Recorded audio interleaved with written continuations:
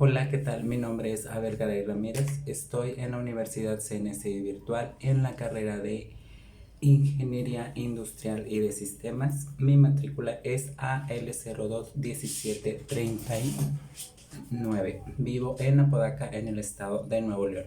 Voy a presentar mi proyecto integrador que consta de contestar algunas preguntas y dando la siguiente solución. La primera pregunta dice: ¿cómo explicas el teorema de ejes paralelos en una situación de la vida diaria?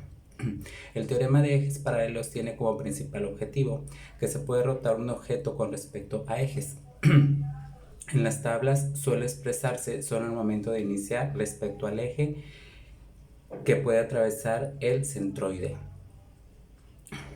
Una de las principales ventajas que de este teorema es la facilidad para poder calcular cuando se necesita hacer un cuerpo sobre ejes y estos no pueden coincidir, considerando que un eje puede pasar por el centro de la masa de un objeto sólido y puede presentarse un eje paralelo al primero. La siguiente pregunta: ¿cuál es el producto de inercia? Menciona un ejemplo cotidiano. Es una propiedad del sólido que indica la capacidad de giro de la sección respecto a un eje. Cuando mayor sea el momento de inercia, mayor será el giro característico de la sección, o también se puede interpretar como una medida de los alejados que están en distintos puntos en una sección del eje. Cuando más alejados, mayor es el producto de inercia. Ejemplo sería el cinturón de seguridad. Si el conductor detiene el golpe del vehículo o choca con otro que impide seguir su trayectoria, los pasajeros sentirán un empuje de la inercia que los hace mantener el movimiento que tenían de la detención, arrojándolo siempre hacia adelante.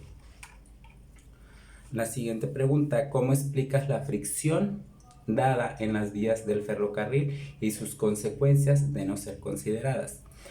La fricción representa la resistencia que impide el deslizamiento o movimiento en los cuerpos al estar en contacto. Actúa tangencialmente la superficie en la que establece el contacto y tiene un sentido opuesto al movimiento posible. El resultado de la fricción entre las ruedas y los rieles, que esto también se le conoce como contacto rueda-carril o parche de contacto. Se habla de las fuerzas positivas, aquellas que distribuyen el desplazamiento efectivo, y establece de las cargas remolcadas como la fuerza de la tracción, las fuerzas de frenado y las fuerzas de centrado.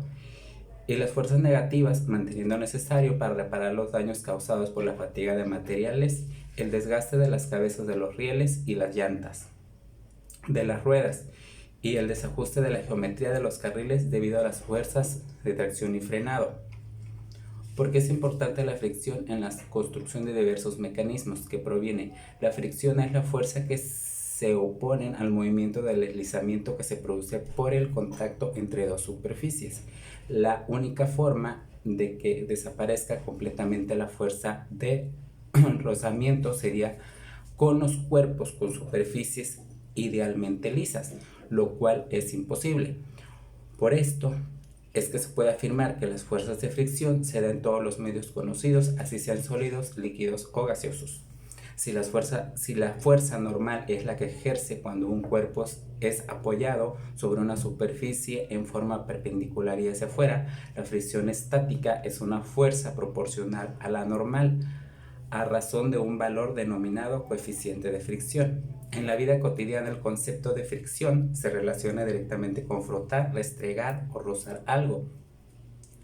La fuerza de fricción es la que realiza la oposición y es lo que permite a las personas y a los cuerpos autonómicos que el ser humano creó detenerse una vez puesto en marcha. Las fuerzas de fricción estáticas, que se producen por la interacción entre las irregularidades de las superficies, se incrementarán para evitar cualquier movimiento relativo a un límite donde ya empieza el movimiento. Estas son las preguntas que nos mandan en la plataforma. De antemano, como conclusión, le comento que sus lecturas me parecieron de lo más interesantes, las he leído todas y me parece demasiado interesante la materia. Ojalá y podamos coincidir en alguna otra materia. Le doy mis más sinceras gracias por todos sus mensajes, sus retroalimentaciones excelentes, excelente materia y muchísimas gracias.